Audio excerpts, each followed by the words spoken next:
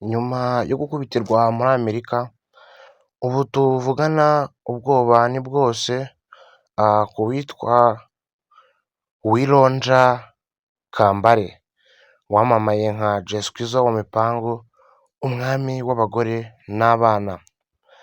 Gusa mbere y'uko mbabwira byose ku by'iyi nkuru ya Gasuku wakubitiwe muri Amerika, ubuzima bwe bukaba butifashe neza, ibuka ubanze urebe ahanditse subscribe, uhakande unafungura inzogera kugira ngo uzajye ubasha kubana natwe mu bindi biganiro tuzajya tuba tugiye kubagezaho. Ubundi mu buzima dusanzwe tumumenyereye ko Gasuku ari umuntu ukunda kwivugira, yewe ari umuntu ukunda kuvuga nabi umuntu uwo ari we wese wamushotoye. Dusanzwe tubizi ko Gasuku nta muntu ujya umushotora ngo birangirire aho, Gasuku ntacyo bivuzeho.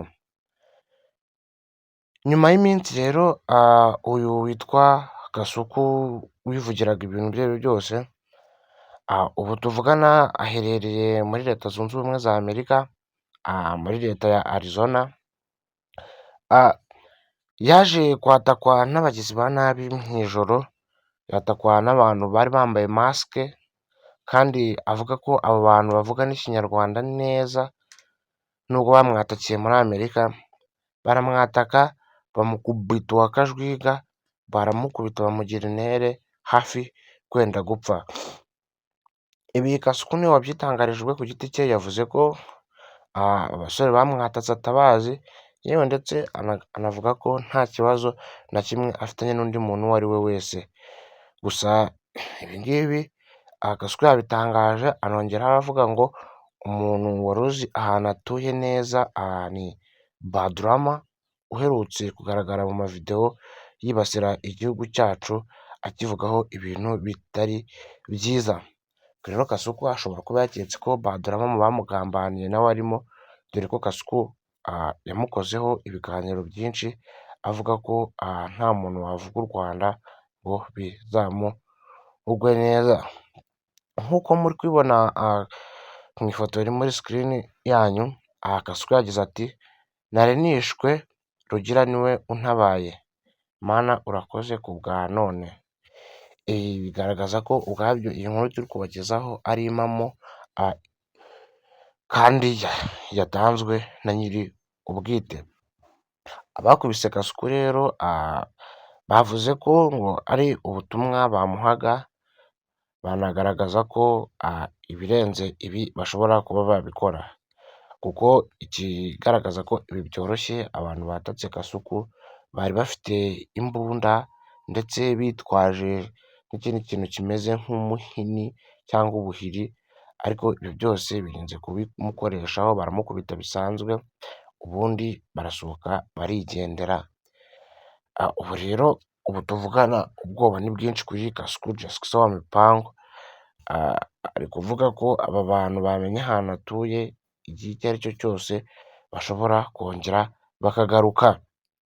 Ikindi kandi umukecuru uba hafi aho ngaho muri ibyo bice Gasuku abamo, nawe yagaragaje agira ati, amubaza ngo ese mu myaka yose umaze uba aha ngaha nawe ucuruza ibiyobyabwenge?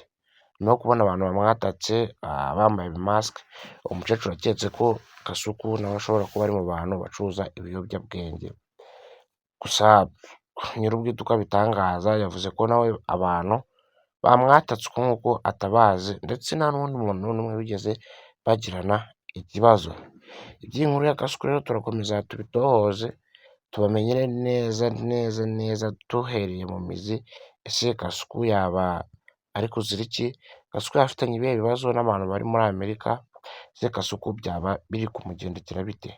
Nyuma y'uko twari tumumenyereye nk'umuntu ukunda kwitangariza ibintu ibyo ari byo byose, ukunda kwivugira, cyangwa umuntu ukunda igihugu, ubu nawe tuvugana yatangiwe kwatakwa, ndetse batangiye no kumukubita. Reka ikiganiro tugisubikira aha ngaha, turakomeza kugenda tubashakira ibindi biganiro byinshi kandi byiza. Wowe icyo usabwa ni ukuguma aha ngaha ukabana natwe, ukareba ahantu handitse subscribe ukahakanda, warangiza ugafungura inzogera kugira ngo uzajye ubasha kubana natwe mu bindi biganiro. Ikiganiro kandi iyo ugikunze ukanda like, ugatera na comment, ubundi ukavuga ikikurimo, ubundi natwe tukaza tukagusubiza. Cawu cawu rero, reka dusubire muri video z'ubutaha.